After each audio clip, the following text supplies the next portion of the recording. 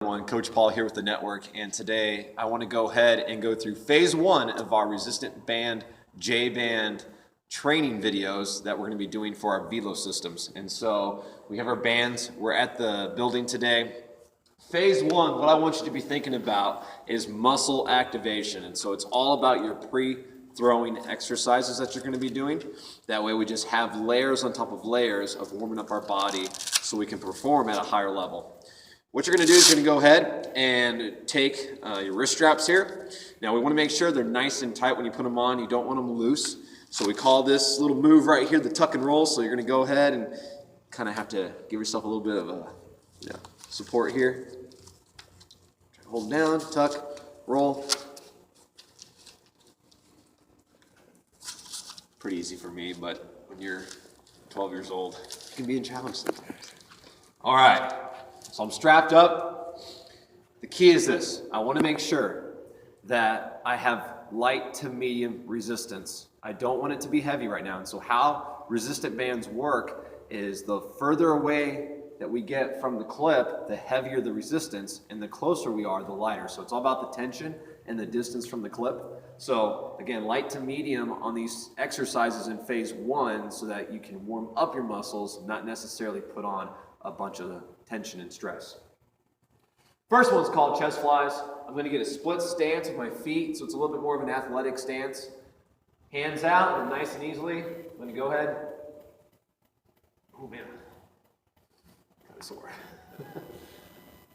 I'm going to do 10 or 15 to warm up. Now the key here is making sure, I don't know, Coach Becker's behind the camera right now. She can tell me if I'm doing it wrong or right, but we want to make sure that we're nice and neutral with our midsection, which means I don't want to be getting here, all right? Get my stomach out. I want to stay nice and tight in my core. Am I staying nice and tight in my core? Yes. Nice. All right. You never know. Okay, the next one after that, we call that, by the way, actually, we don't have a name for that yet. I've seen many a kids get this wrapped around their neck because they do this wrong. What you want to do is you want to go ahead and either put your right hand up or your left hand up and then turn. It's pretty simple. Okay, same thing, split stance. Now I'm doing reverse fly. Same thing.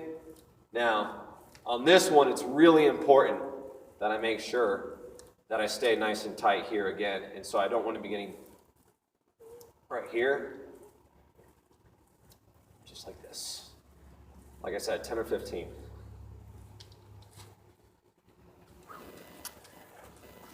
Tricep extension is the next one.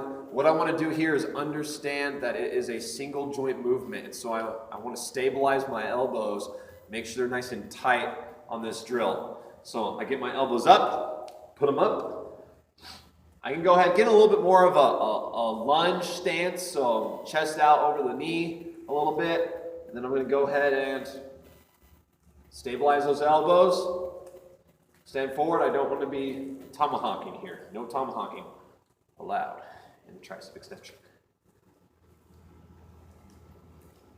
Good control too. I saw a lot of kids, when they do this, they do this. We don't want to do that. It's going to hurt your arm. The reason why we do that right there is we want to go ahead and warm up the triceps. And so a lot of athletes never really pay attention to their tricep muscles before they throw. And it's actually a very important muscle that you use when you throw. Protects the back of the elbow joint. Isolations now. So what you're going to do is you're going to do what's called a sideline internal rotation. Again, 10 or 15 of them on everything. Make sure the elbow stays at the side. I'm not using my shoulders here, so I don't want to be rotating my shoulders. Keep my shoulders lined up with the clip. Now I'm going to do external. Right here. Same thing, elbow up my side. This is really going to hit the back of the shoulder, which is wonderful.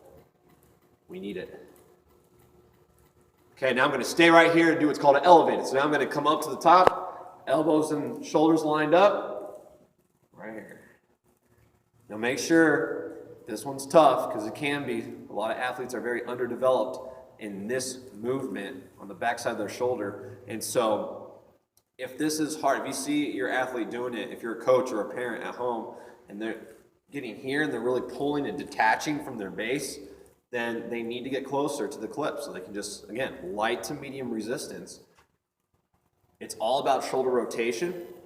I don't want to get my major muscle groups involved by pulling open. Now I'm going to turn around. Internal, elevated, elbow, shoulder, lined up. That's great. So far, so good. Feeling great. Halfway there. Next one, forward internal. Now, the key here to making sure we do this one right is that the hand and the clip are lined up, that they're linear. So I don't want to be off at an angle. I want to be directly lined up with my clip. Elbow, shoulder, almost makes a 90-degree angle. Internal rotation. Nice and easy. There we go. We're just hitting the shoulder at different angles. We're getting the whole shoulder warmed up before we throw, not just one part. And that's what really separates our VeloSystem from others, is that we spend time on every single different side of the shoulder. Turn around, same thing. I'm lined up, elbow with shoulder, external rotation.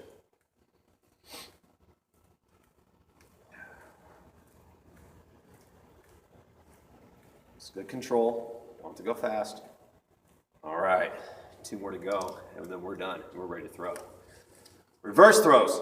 Key here, this band right here needs to go ahead. This loop needs to be under your wrist. Okay, so I don't want the loop to be here on top of my wrist. I want it to be under. I'm going to go ahead, get my body kind of off to the side like this, so almost as if I'm on a snowboard.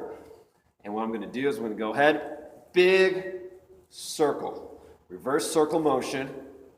Again, this should be nice and easy. If I'm struggling, I need to get closer. Full range, so I want to be as tall as I can get. I want to get as far back as I can get. This is an eccentric motion, which is very important. We spend our entire careers throwing forward. And if we never pay attention to this reverse side, we're going to have wear down patterns that we're going to start seeing in the shoulder. So a lot of young athletes sometimes, they never pay attention to the back side. You actually see that front shoulder, that shoulder head start to rotate forward. And now we have a wear down pattern that's going to lead to injury or keep you from being able to generate high velocities. So by doing this reverse motion and activating the back of the shoulder, now we're going to put ourselves in a better situation to have good posture, make sure that shoulder head's neutral. Final one. You guys have been so patient. Hope you're taking your notes. What we're going to do is we're going to do a throwing motion. Now, we are not going to go through the full motion, so this is going to be a little bit different, but it's still very effective in warming us up. So I'm going to go ahead, do my separation into my arm action, 2 extension, stop extension, and then I'm going to go ahead and let my hands come back together. So again, I'm back, out, and then relax. So what I don't want to do is go all the way through like this. It's really awkward. You start getting the band across your neck, and we don't want that. So separate through. It should be nice and light. What I'm doing is I'm warming up my lats mainly. I'm getting good extension here. So firing up this area feels awesome. You can go ahead, use a little bit of a rock back as well. Just kind of help with creating some energy.